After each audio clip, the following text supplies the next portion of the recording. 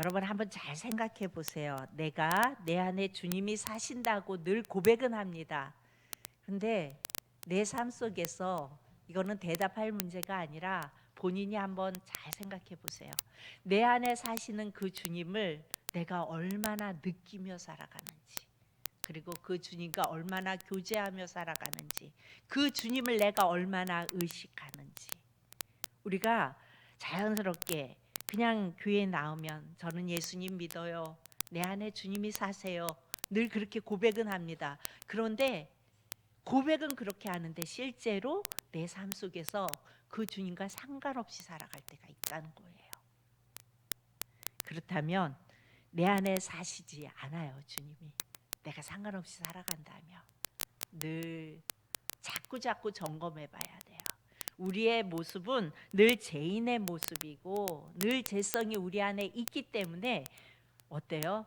우리는 주님을 내 안에 모시고 살아간다고 하면서도 어느새 우리의 모습은 다시 세상의 물을 흘러 그쪽에서 따라서 흘러가는 우리의 모습을 발견할 수밖에 없어요. 그래서 우리가 계속해서 점검해야 돼요.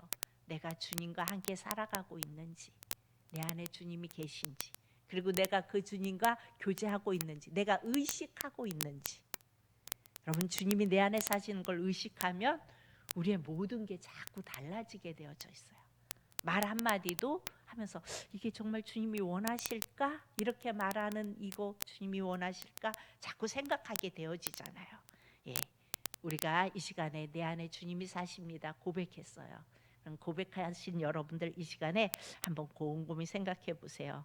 지난 3일 동안, 주일을 지나고 지난 3일 동안 나는 그 주님과 얼마나 교제를 했는지, 그리고 얼마나 의식하고 살았는지. 오늘 13장에서는, 그러니까 오늘 우리가 14장을 보고 있는데요, 13장에서는 짐승이, 세상 짐승이 뭐예요? 사단 마귀, 세상 권세를 이용해서 짐승의 표 666, 이것을 사람의 이마나 오른손에 받게 했어요. 뭐예요? 땅에서 일어나는 치열한 영적 전쟁이에요. 우리는 우리가 예수님을 믿는다고 고백했지만 이 치열한 영적 전쟁 속에서 살아가기 때문에 시도 때도 없이 예수님을 잊어버리고 내 삶 속에서 예수님과 상관없이 살아갈 때가 많이 있다고요. 그리고 이어서 오늘 14장은요, 하늘의 광경을 담아서 승리한 14만 4천 명 성도들의 모습을 우리에게 보여주십니다. 뭐예요?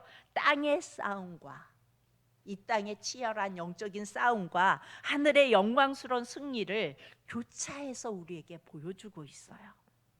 그러니까 힘겨운 영적 싸움에 지친 성도들에게 이 땅에서의 일만 보지 말고, 이 땅에서 우리를 힘겹게 하고 힘들게 하는 이런 것만 보지 말고 하늘을 보라는 거예요. 하늘을 보라는 얘기는 또 무슨 말이에요? 예수 그리스도를 바라보라는 얘기예요. 내 안에 계신 그 주님을 의식하라는 거예요. 그 주님 내 안에서 나를 어떻게 인도해 가는지 느끼라는 겁니다. 지금도 예수님은 우리가 지나는 눈물의 현장뿐 아니라 고단한 일상과 그리고 감당할 수 없는 시련 속에서도 어린 양이신 예수님이 서서 이건 뭐라고 말씀드렸죠? 함께 싸울 준비를 하고 계시다고요. 서서, 바다에 서서 사탄이 싸울 준비를 하고 있고, 시온성 위에서 예수님이 서서 예수님이 우리를 위하여 싸워주실 준비를 하고 함께 해주신다고 말씀드렸습니다.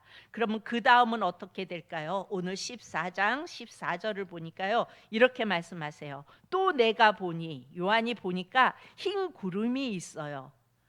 그리고 그 구름 위에 인자와 같은 이가 앉으셨는데 그 머리에는 금면류관이 있고 그 손에는 예리한 낫을 가졌더라, 이렇게 말해요. 인자와 같으니, 인자와 같으니 오실 하나님의 아들 예수 그리스도를 말하는데 그가 구름 위에 앉아 계신다고 말합니다. 여기서 흰 구름은 주님이 앉아서 통치가 시작되는 보좌를 의미해요. 그리고 머리에 금면류관을 쓰셨다고 말씀하는데 이 면류관은 스테파노스, 이 면류관의 의미는 통치와 권세자의 상징이에요.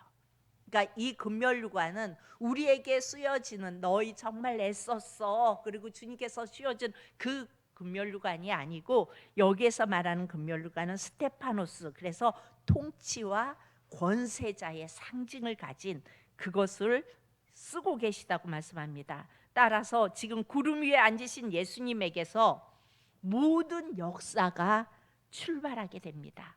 여러분, 이 세상은요, 예수 그리스도로 시작해서 예수 그리스도의 심판과 통치로 끝이 나게 되어져 있어요. 우리의 역사는 예수 그리스도로 시작되었고, 그래서 예수 그리스도의 심판과 통치로 끝이 나게 되어 있습니다. 우리는 이것을 믿으며 땅을 밟고 사는 사람들이에요. 아, 예수님으로 시작해서 예수님의 통치와 예수님의 심판으로 이 땅은 끝이 나는구나. 이것을 믿고 이 땅에서 땅을 밟고 살아가는 사람들이 우리예요. 그런데 그 예수 그리스도의 손에는 예리한 낫이 들려 있습니다. 그 손에는 예리한 낫을 가졌더라 말씀하죠. 그런데 이것을 예리한 낫을 가졌더라, 하나님의 심판으로 이렇게 말씀을 전하기도 하는 말씀을 제가 이렇게 많이 들어봤어요. 그런데 여러분, 이 말씀은요, 예리한 낫이 들려 있다, 이것은 우리가 스가랴서 5장 1절을 한번 잠깐 봅니다. 스가랴서 5장 1절 시작. 내가 다시 눈을 들어본즉 날아가는 두루마리가 있더라. 내가 다시 눈을 들어본즉 날아가는 두루마리. 날아가는 두루마리가 뭐예요? 말씀이죠. 예. 지금 스가랴서 5장 이 두루마리를 보았는데 그것은 하나님의 말씀입니다. 여러분, 구약 성경은요 히브리어로 되어져 있어요. 그렇죠? 그리고 신약은 헬라어로 씌어져 있어요. 그런데 오래전에 성경학자들이 이 구약 성경 히브리어로 되어져 있던 이 성경을 헬라어로 구약 그 성경학자들이 번역을 했어요. 그것이 최초로 나왔는데 그게 뭐예요? 우리가 가끔가다 이렇게 들어보는 70인역 들어본 적 있죠? 70인역이 바로 구약의 히브리어 성경을 헬라어로 번역한 최초의 성경입니다. 그런데 이 스가랴서를요, 이 70인역으로 보면요, 하늘로 날아가는 두루마리를 낫으로 번역되어져 있어요.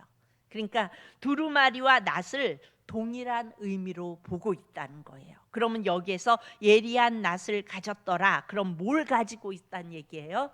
말씀을 들고 있다는 얘기예요. 우린 낫 그러면은 막 비어서 추수하고 뭔가 이렇게 정리하는 그런 의미로 받아들일 수 있어요. 그런데 여기서 이 예리한 낫이란 말은 바로 말씀을 말하는 것입니다. 그리고 14절 하반절에 그 손에는 예리한 낫을 가졌더라, 이 말은 예리한 말씀을 가졌더라. 여러분, 마지막 때는 무슨 전쟁이라고요? 말씀 전쟁이라고요. 말씀 전쟁, 진리 전쟁이라고요. 근데 이 말씀 진리는 곧 누구예요? 예수 그리스도.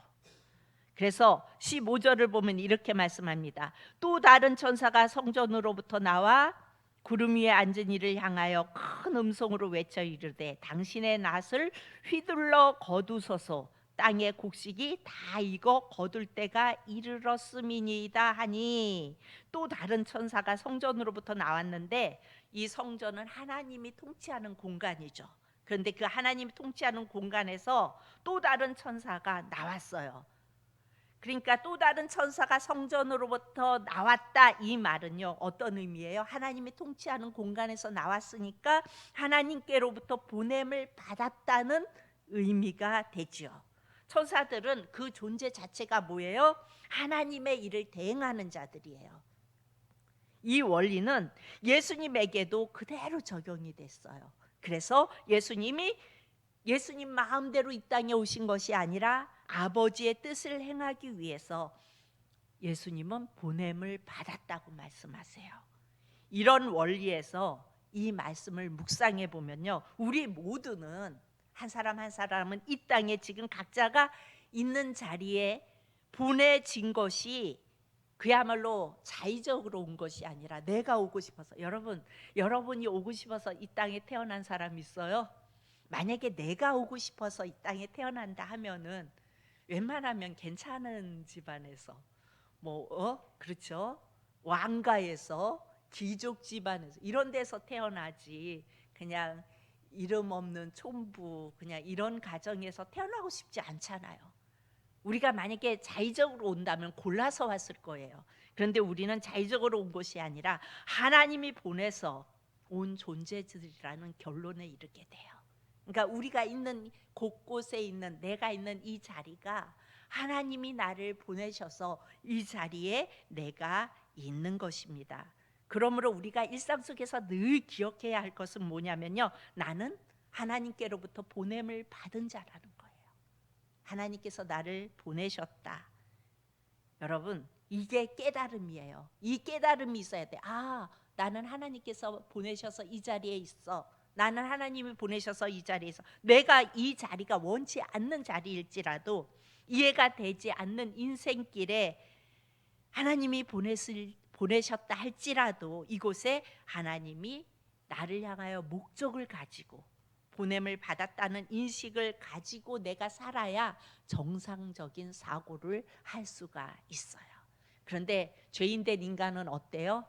내가 하나님으로부터 보냄을 받아서 이 땅에 왔고 또 이 땅에서 살다가 하나님이 부르면 가는 게 우리의 삶이에요. 그런데 자꾸 이거를 잊어버려요. 그리고 어때요? 내가 내 목적을 가지고 이 땅에 온 걸로 착각을 하고 내 목적을 이루기 위하여 몸부림치고 살아가는, 그것이 바로 인간의 모습이에요. 죄인된 인간의 모습이에요. 그런데 예수님이 내 안에 계시면 예수님께 내어 맡기니까 달라지겠죠. 지난주에 제가 성김의 사역을 하고 돌아왔는데 덥기도 하고 제가 할 일도 많고 그냥 여러 가지로 바쁘고 안 가야겠다. 6월부터 계속 콜이 오는데 계속 거부했어요. 거부하고 안 가겠다고, 이번은 안 된다고, 이 핑계 저 핑계 계속 핑계를 대고 안 가겠다고, 이번에는 쉬겠다고, 내년에 한번 보자고 계속 이렇게 얘기를 했는데 하루 이틀인가 봐요. 금요일 날 알았으니까 이틀을 앞두고 갑자기 연락이 오신 거예요. 뭐라고 연락이 오시나? 거 가기로 하신 그분이 교통사고가 났대요. 근데 여기에 땜빵할 사람이 저밖에 없다는 거예요. 그렇게 안 가려고 요리 빼고 저리 빼고 요렇게 막 그러다가 어떻게 해야 되나 막 그러는데 그때 마음에 그런 생각이 막 오는 거예요. 하나님이 보내려고 하는데, 주님이 원하시는 자리인데 네가 안 가려고 하니? 네가 안 가려고 하니? 그런 마음이 자꾸 드는 거예요. 그래서 그래 가자. 그리고 갔어요. 갔는데 오히려 많은 것을 깨닫고 왔어요.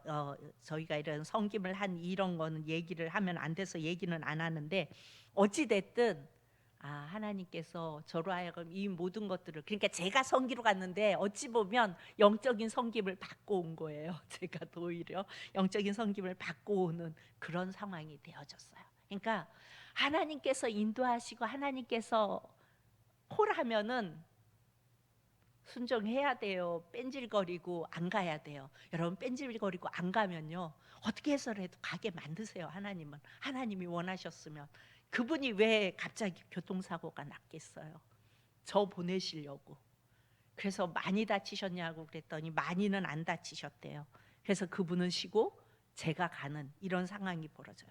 그러니까 내가 만약에 하나님께서 이 모든 일들을 이루어 가시고 하나님께서 원하시고 하나님께서 인도하신다 그럼 6월 달에 콜했을 때 네 아멘 하고 기도를 준비했겠죠.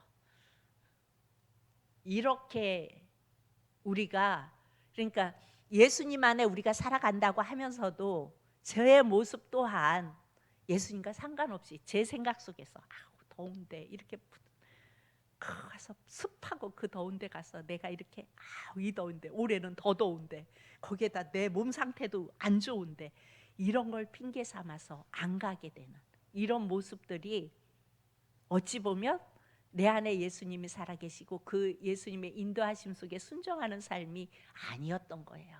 그러니까 우리는 순간순간 아니라니까요. 예수님을 믿는다고 고백하고 예수님 안에 살아간다고 고백하지만 순간순간 예수님과 상관없이 살아갈 때가 참 많아요. 여기 당신의 낫을 휘둘러 거두소서, 우리는 낫을 휘둘러 베고 자르고 부수는 그림을 이 말씀을 보면서 이렇게 상상하게 돼요. 그러나 여기 이 당신의 낫을 휘둘러 거두소서, 이 템퍼라는 이 단어는요, 낫을 들고 막 휘두른다는 의미가 아니라 말씀을 보낸다는 뜻이에요. 그러니까 낫이 말씀이라고 말씀드렸죠. 그리고 휘둘러 거두서서, 이 말은요, 말씀을 보낸다는 의미예요. 다시 말해서 당신의 말씀을 보내어 거두소서. 여러분, 말씀이 와야 거두어지는 거예요. 말씀이 우리 안에 와야 우리가 구원받는 거예요. 그렇죠? 우리가 교회만 왔다 갔다 한다고 우리가 구원받아요? 아니에요. 말씀이 우리 안에 오셔야, 예수 그리스도가 우리 안에 오셔야 우리는 거둠을 받는 거예요. 왜냐하면 여기에 왜 휘둘러 거두래요? 땅의 곡식이 다 이거 거둘 때가 이르렀기 때문이에요. 그래서 14장 15절 말씀은요, 왜 이 말씀을 우리에게 주시냐면, 힘들고 고단한 눈물 골짜기를 지나가면서 끝까지 하나님의 말씀을 꼭 붙잡고, 그리고 믿음에 주시며 온전케 하시는 예수님만 바라보았던 성도들만 이렇게 남게 된다는 얘기예요. 그러니까 낫을 휘두르러 거두소서, 이 말은 뭐예요? 예수님의 말씀을 붙잡고, 예수님의 말씀을 붙잡고, 이 말은 뭐예요? 예수님이 내 안에 계셔서 그 예수님을 의식하며 그 예수님의 인도함 따라서 내 삶이 눈물 골짜기일지라도 그 예수님을 의지하고 주님만 바라보고 살아간 그 사람들을 거두라는 거예요. 이거는 결국 낫을 휘둘러 거두서서, 그러면 심판의 의미로 이렇게 해석하는 경우가 많은데, 이것은 심판이 아니라 구속의 완성을 말하는 거예요. 하나님의 말씀을 붙들고 예수님이 십자가로 우리를 구속하신 그 구속의 주님을 붙잡고 있는 자들의 마지막에 구속의 완성을 이렇게 말씀하고 있는 거예요. 하나님이 당신의 택한 백성들이 맞을 결국의 그림, 그러니까 마지막의 그림을 미리 보여주는 거예요. 그래서 17절에 보면 이렇게 말씀하십니다. 또 다른 천사가 하늘에 있는 성전에서 나오는데 역시 뭘 가졌대요? 예리한 낫을 가졌더라. 예리한 낫이 뭐라고요? 말씀. 18절, 또 불을 다스리는 다른 천사가 제단으로부터 나와 예리한 낫 가진 자를 향하여 큰 음성을 불러 이르되, 내 예리한 낫을 휘둘러 땅의 포도송이를 거두라. 그 포도가 익었느니라 하더라. 자, 예리한 낫을 휘둘러가 무슨 뜻이라고요? 말씀을 보낸다라는 뜻이죠. 자, 그러면요, 또 다른 천사가 하늘의 성전에서 나오는데 예리한 낫, 하나님의 말씀을 가지고 있어요. 앞절과 다른 것은 낫을 가진 이가 인자가 아니라 여기서는 천사라는 것입니다. 여기서 포도가 익었다는 표현을 사용합니다. 그런데 여기에서 익었다, 이 표현은요, 헬라어에서 꽃이 피어서 절정에 이른 상태를 의미해요. 포도가 익었다, 이 말은 꽃이 피어서 절정에 이른 상태. 여러분, 꽃이 만개해서 절정에 이르면 그 다음에 이루어지는 일은 뭐예요? 그 꽃이 지지요. 여러분, 목련이 이렇게 폈다가 만개하잖아요. 그리고 나서 어떻게 돼요? 다 떨어지잖아요. 지잖아요. 이 말은요, 무슨 말이에요? 말씀을 보내라, 말씀을 보내라고 말씀하시잖아요. 그런데 말씀 밖에, 말씀을 보내는데 말씀 밖에, 시온산 밖에서 말씀을 계속해서 보내는데 말씀을 거역하고 대항하고 살았던 모든 이들이 꽃피는 것처럼 절정을 향해 가고 있는 상황을 지금 말해주고 있는 거예요. 포도가 익었다, 꽃이 피어 절정에 이르고 있다. 그런데 그 포도가 결국은 지게 되겠죠. 이제 그들에게 남은 것은 떨어지는 것뿐이에요. 이 세상의 문명이 그래요. 지금 인간은 인간의 가능성과 힘을 믿고 그야말로 하나님 없이 교만하여 문화와 문명을 이루어가고 있어요. 하지만 스가랴 선지자가 뭐라고 말씀해요? 이는 힘으로 되지 아니하고 능력으로 되지 아니하고 오직 하나님 아버지 나의 영으로 되느니라 분명하게 말씀합니다. 여러분, 뭘 말하는 거예요? 지금 말씀을 보내요. 마지막은 진리의 시대라고 말씀했어요. 진리의 전쟁이라고 말씀드렸어요. 진리가 말씀이고 말씀이 예수 그리스도고 예수가 곧 진리예요. 마지막 때 이 예수가 오세요. 우리에게 오셨어요. 그런데 꽃이 만개에서 절정에 이르렀단 말은 뭐냐면요, 그들이 만개에서 세상의 제약의 물결 속에서 만개하게 그 끝이 다 왔다는 거예요. 그런데 결국은 그들이, 물론 그곳에서 돌아오는 자들도 있겠죠. 말씀을 보냈으니까 그 말씀을 듣고. 그런데 돌아오지 않는 자들은 결국은 다 지고 심판당한다는 거예요. 요즘 비가 너무 많이 와서 막 쓸려가고 막 이런 것들이 뉴스도 나오고 막 이런 것을 이렇게 보면서 문득 그런 생각이 들었어요. 하나님께서, 물론 그런 일들을 당해서 그런 분들은 참 안타깝고 마음이 아프고 그렇지만, 하나님께서 저 자연의 이런 이치들을 통하여 우리에게 말씀해 주고 계시나 보다. 그러니까 제약의 물결 속에 막 휩쓸러 가잖아요. 그 휩쓸러 가는 거 보면 되게 무섭잖아요. 물길. 그것처럼 우리의 모습이 이 세상 속에 제약의 문명 속에서 막 휩쓸려 가고 있는데, 거기에서 휩쓸려 가면서 살려달라고 외쳐야 살려주죠. 그죠? 물에 빠져 휩쓸려가도 살려달라고 외치는 사람들은 주위에서 어떻게 해서 또 구해주잖아요. 우리를 향하여 주님이 말씀하시는 것 같은 그런 느낌이 들었어요. 여러분, 우리가 왜 주님 앞에 나와요? 살려달라고 나오는 거예요. 여러분, 그래도 왜 나는 괜찮을 거라고 생각하죠. 여러분, 우리는 다 죄인이에요. 어찌할 수 없는 죄인이에요. 하루를 지내고 나면요, 오늘 하루는 죄 안 짓고 산 것 같죠. 그런데 돌아보면 또다시 주님 앞에 나와 주님 살려주세요, 살려주세요, 날 살려주세요, 이렇게 외치고 부를 수밖에 없는 모습이 우리의 모습이라고요. 그래서 우리가 주님 앞에 나오면 제일 먼저 주님 살려주세요. 제가 또 제 가운데 빠져서 호적됐어요. 주님, 주님의 손길이 아니면 난 살아날 수 없는 죄인입니다 라고 주님 앞에 고백할 때에 주님이 우리 안에 들어오시고 주님의 음성을 들려주시고 또한 우리의 갈 길을 인도해 주실 줄로 믿습니다. 자, 불을, 그리고 나서 누가 나와요? 불을 다스리는, 예리한 낫 가진 자를 큰 음성을 불러 이르되 예리한 낫을 휘두르 땅의 포도송이 거두라. 그 포도가 익었느니라. 천지가 낫을 땅에 휘둘러 19절에 땅의 포도를 거두어 하나님의 진노의 큰 포도주 틀에 던짐에, 이렇게 말씀합니다. 여러분, 여기서 보면요, 불을 다스리는 다른 천사가 18절에 나와요. 불을 다스리는 천사. 여러분, 불을 다스리는 천사는 우리가 통상적으로 심판을 의미하죠. 그런데 여기서도 심판을 의미하는 불을 다스리는 천사도 낫을 휘두르어요. 무슨 말씀이에요? 하나님이 말씀을 보내는 거예요. 계속해서 마지막에 이 진리의 전쟁, 이 말씀을 듣고 이겨라, 그리고 말씀을 보냅니다. 이 말씀을 중심으로 삶의 영역이 두 갈래로 갈라져요. 하나는 말씀을 거역하고 여전히 자기 힘을 의지하고 사는 그룹이 생겨나요.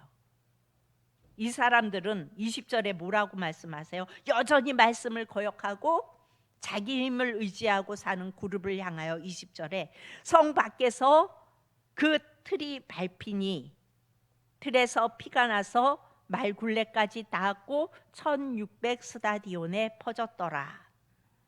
여기서 말 굴레까지 피가 닿았다는 것은 피가 그만큼의 높이까지 튀었다는 말이에요. 또 여기에 1600 스타디온, 이것은 320km, 굉장히 먼 거리죠. 그 거리를 말하는데 정확하게 그 거리 끝에 아마겟돈 지역이 있대요. 이제 조금 지나면 아마겟돈 전쟁이 나와요. 그러니까 이거 뭐냐면 이스라엘 남쪽 끝에서부터 북쪽 끝까지의 거리. 아마겟돈은 인류 최후로 멸망당할 전쟁이 벌어지는 거예요. 그러니까 마지막 전쟁이 벌어지는 곳이 아마겟돈이에요. 그렇다고 우리가 이것을, 이 전쟁이 또 이스라엘에서 이루어진다 이렇게 꼭 집어서 이야기하면 안 되겠죠. 이것은 한마디로 뭘 말하냐면요, 혹독한 심판이 온 세상에 임할 것이라는 것을 말씀하고 있는 거예요. 그러니까 아마겟돈 전쟁이 이제 조금 지나면 또 나와요. 그런데 이 아마겟돈 전쟁, 그러면 그 지역이 대충 그렇게 생각을 해요. 그러면 이것이 이스라엘에서 벌어진, 그러니까 묵깃도 지역, 정확하게 이렇게 지도를 사용해서 말을 하면은 묵깃도 지역의 그 언덕이 이 아마겟돈 지역이라고 이렇게 성경학자들은 말을 하기는 해요. 그런데 여기에서 우리가 어디다라고 딱 찍기보다는 한마디로 혹독한 심판이 온 세상에 임할 것이라는 의미입니다. 그러니까 성 밖에서 시온산, 예루살렘, 성 밖, 성 안은 다 같은 표현이에요. 요한계시록에 나온 여기에서 밟힌 틀이라는 존재는 다 성 밖에서 말씀을 거역했던 존재예요. 여러분, 이스라엘 백성들이요, 하나님을 섬기는 존재들이었죠.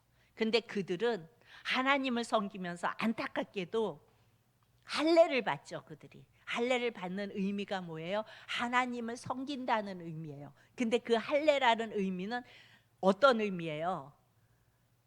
내가 이렇게 해서 새 생명을 낳게 하는 게 아니자 정자를 보내서 난자와 합쳐서 새 생명을 만들어낸다, 이런 의미가 아니고 이 생명을 주관하는 자가 누구다?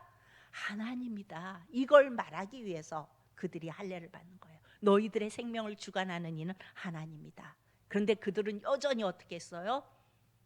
그냥 나중에는 그냥 할례 표시만 있으면 내가 하나님을 믿는 걸로 착각을 했어요. 그리고 그들이 우시는 예수님도 알아보지 못해요. 그래서 결국은 어떻게 돼요? 그들이 다 하고 2000년 동안 유랑하는 디아스포라가 되어져서 세계 곳곳에 흩어져 살아가죠. 그리고 그들이 다시 해방되어서 고토로 돌아와요. 근데 돌아와서 지금도 98%는 유대인이에요. 그리고 2%가 기독교인이에요. 무슨 얘기예요? 아직도 여전히 예수님을 영접하지 못하고 여전히 할례 받은 자, 유대인, 그것만 바라보고 살아가는 불쌍한 종족들이 유대인인 거예요. 그러면 제가 이렇게 이야기했어요. 그렇다면 오늘날 우리의 모습은 어떨까요, 여러분? 난 예수 믿어. 난 날 때부터 예수 믿었어. 난 직분이 장로야. 난 직분이 목사야. 난 권사야. 난 집사야.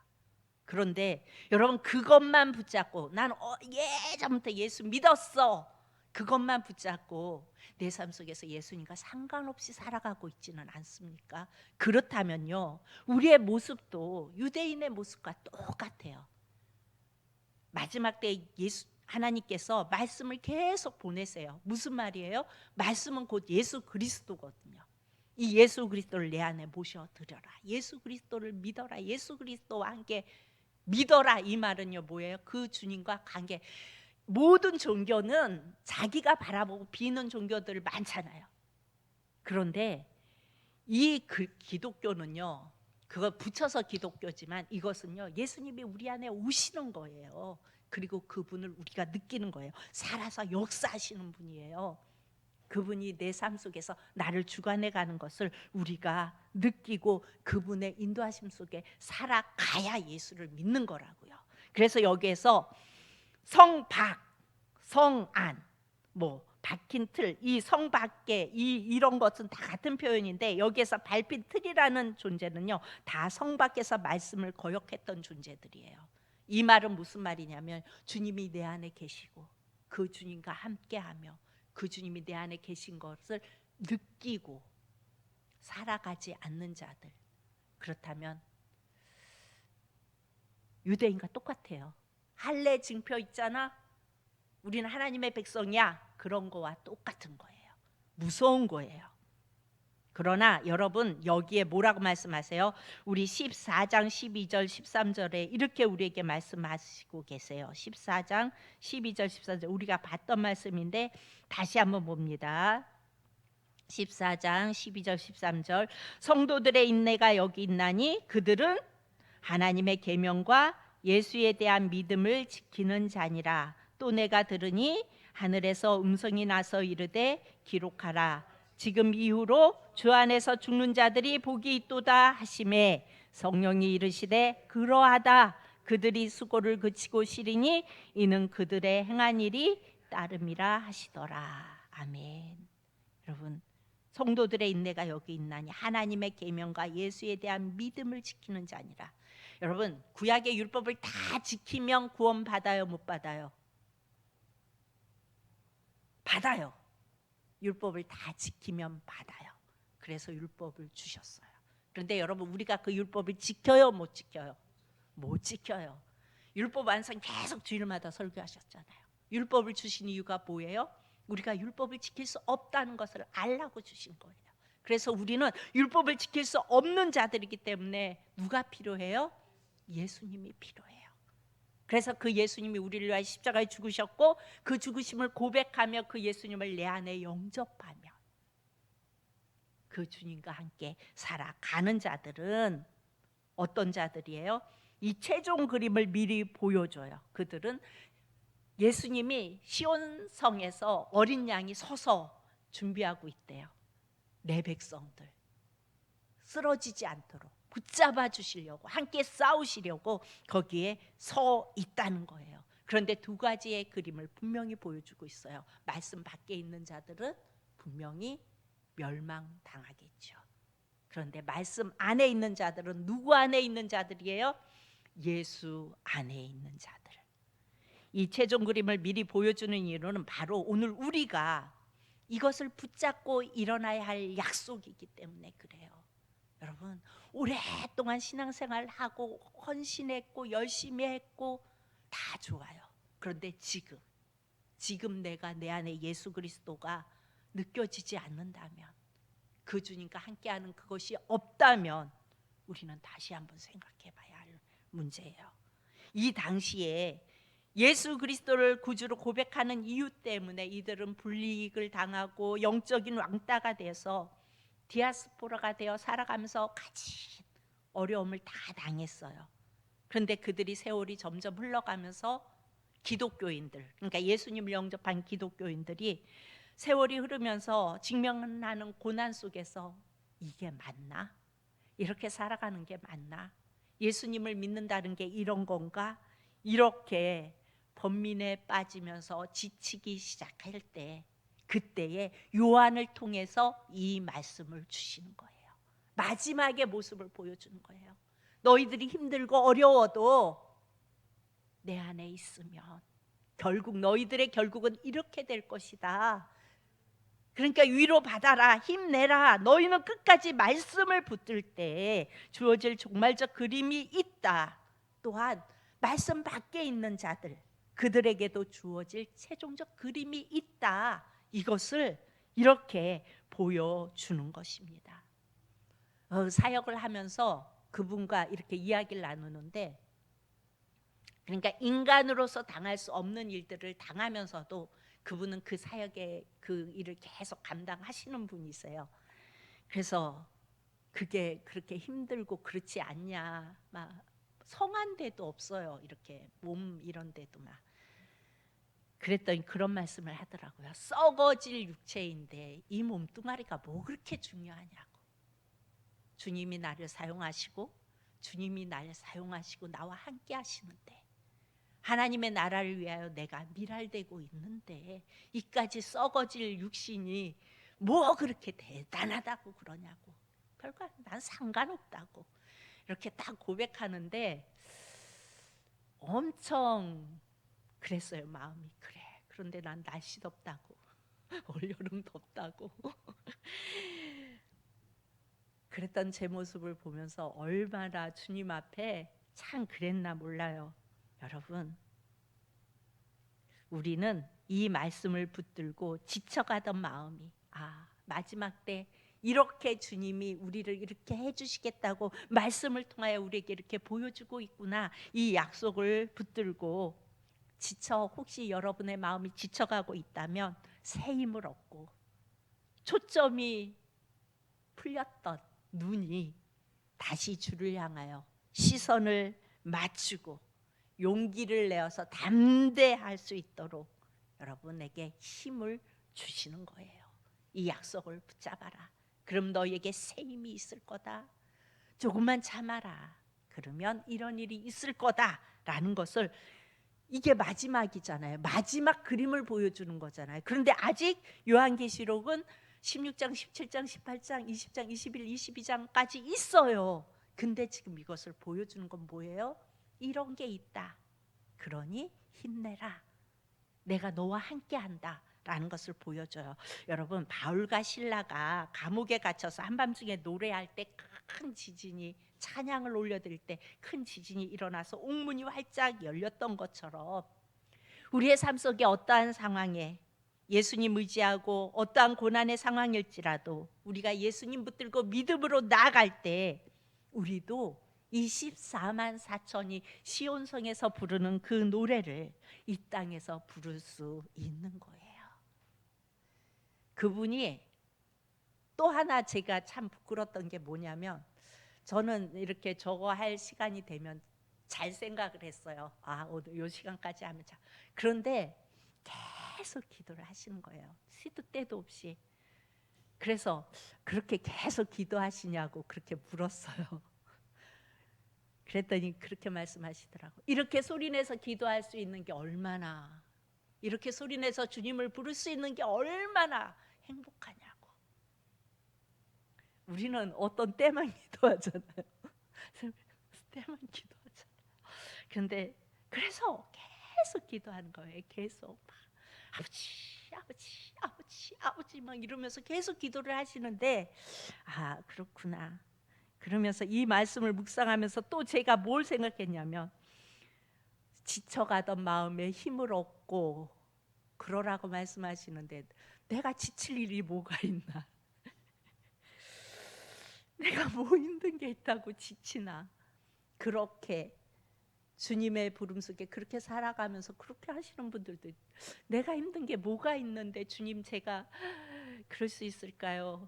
주님 그냥 저는 아무것도 아니네요. 그냥 살려주세요.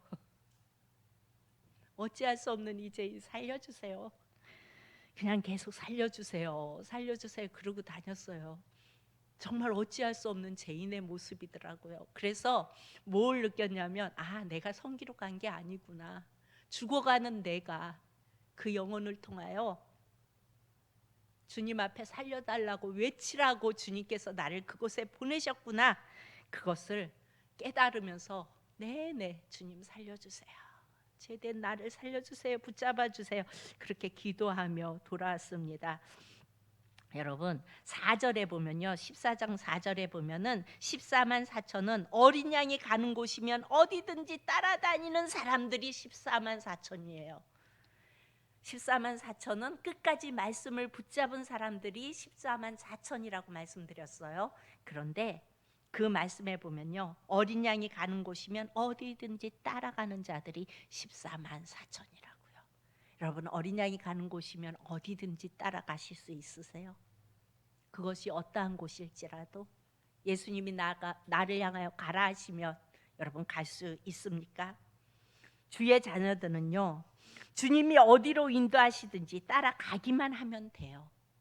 그러니까 예수님 안에 믿음 생활하는 거는요 어렵지 않아요. 사실 예수님이 인도하시는 대로 가라 하면 가고 서라 하면 서고 그러면 되는 것입니다. 여러분 우리 사랑하는 성도님들 모두가 끝까지 믿음의 주요 온전케 하시는 예수님의 약속을 붙잡고 말씀으로 일어서라 그러면 일어서고 가라 하면 가고 오라 그러면 오고 그 말씀 붙잡고 인도하심 속에서 나아가며 14만 4천이 부르는 그 찬양으로 하나님께 영광 올려드릴 수 있는 저와 여러분이 되어질 수 있기를 축복합니다. 기도합니다. 참 좋으신 아버지 하나님 은혜를 감사합니다. 주님, 우리는 예수님을 믿는다고 고백합니다. 그러나 우리의 생각 속에서는 내 생각대로, 내 뜻대로, 내가 편한 대로, 내가 원하는 대로 결정하고 그 일들을 행합니다. 주님 살려주옵소서. 이 죄인들을 살려주옵소서. 주님 바라볼 수 있게 도와주시옵시고 세상의 문명 속에서, 세상 속에서 아버지 하나님 휘몰아오는 그 물결 속에서 살려달라고 외치며 주님을 붙잡을 수 있는 자들이 되어질 수 있도록 도와주옵소서. 그래서 주님께 붙잡힌 바 되어져서 살아가는 우리 귀한 성도님들이 다 되어질 수 있도록 사랑의 하나님 함께하여 주옵소서. 감사드리며 예수님 이름으로 기도합니다. 아멘.